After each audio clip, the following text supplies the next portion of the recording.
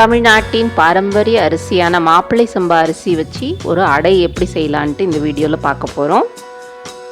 இந்த அரிசி கொஞ்சம் ஊறுறதுக்கு டைம் எடுத்துக்கும். அதனால் நம்ம 2 கப்பு அரிசியை ராத்திரியே ஊற வச்சுட்டா காலையில் அடை சுடுறதுக்கு அது மெத்துன்னு ஊறி இருக்கும். ஃபஸ்ட்டு நம்ம அரிசியை ஊற வச்சுக்கலாம். ஒரு 12 மணி நேரம் நல்லா ஊறட்டும்.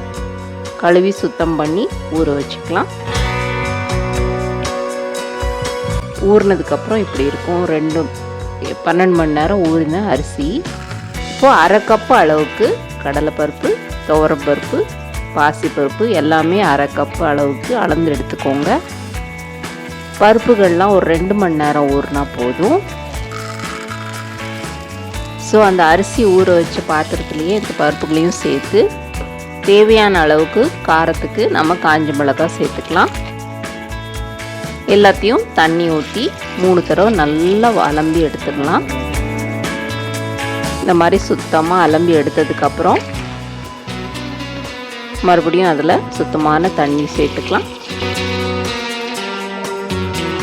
இது இப்போ 2 மணி நேரம் ஊறட்டும்.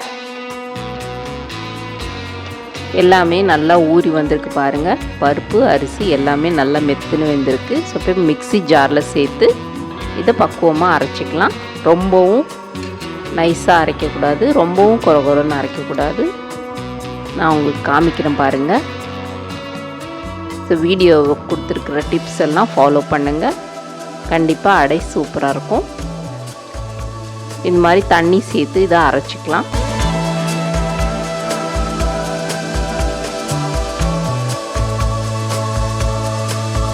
நல்லா ஊறினதுனால எப்படி அழகாக அரைச்சி வந்துருச்சு பாருங்கள்.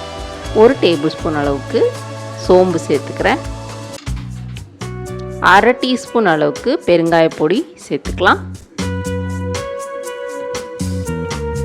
4 பல்லு பூண்டு வாசம் பிடிக்காதவங்க இதை ஸ்கிப் பண்ணிக்கலாம்.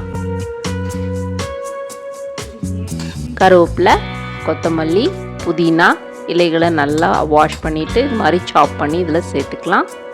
நல்ல வாசமாக இருக்கும். இரும்பு சத்தும் கிடைக்கும் நமக்கு. சாம்பார் வெங்காயம் இருந்தால் அதை நறுக்கி போட்டுக்கலாம்.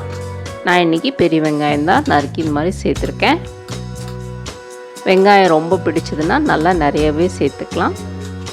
கூடுதலாக ஒரு கைப்பிடி அளவுக்கு தேங்காய் துருவல் சேர்த்திங்கனாலும் ருசியாக இருக்கும்.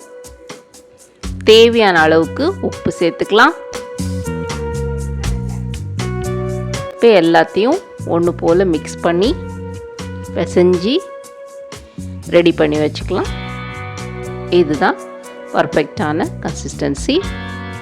இந்த மாதிரி பந்து போல் உருட்டை வரணும். இந்த மாதிரி மெத்துன்னு இருக்கணும் மாவு. இப்போ இதை தவா வச்சு நம்ம அதில் தட்டிக்கலாம். கரண்டியாலெல்லாம் ஊற்ற முடியாது. அடையெல்லாம் இந்த மாதிரி கையால் தாங்க தட்டணும்.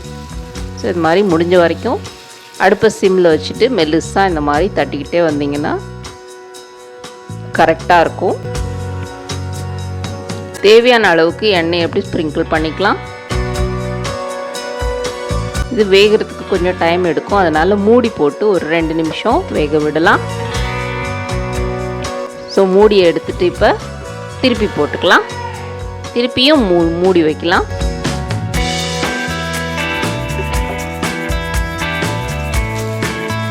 பார்த்தீங்கன்னா கரகர மொறு மாப்பிள்ளை சம்பா அரிசியில் அடை ரெடியாக இருக்குது. சூடாக பூண்டு சட்னி கூட, அவியல் கூட, இல்லைன்னா வெல்லம் கூட தொட்டு சாப்பிட்டா அட்டகாசமாக இருக்கும். நீங்களும் இந்த ரெசிபியை ட்ரை பண்ணி பார்த்துட்டு உங்களோட ஃபீட்பேக்ஸு கமெண்ட்ஸ் எல்லாம் எனக்கு போஸ்ட் பண்ணுங்கள். என்னோடய ரெசிபீஸ், என்னோடய முயற்சிகள்லாம் உங்களுக்கு பிடிச்சிருந்தா கண்டிப்பாக ஒரு லைக் போடுங்க, ஒரு கமெண்ட் கொடுங்க. வீடியோஸ் எல்லாம் பார்க்கறதுக்கு மிக்க நன்றி.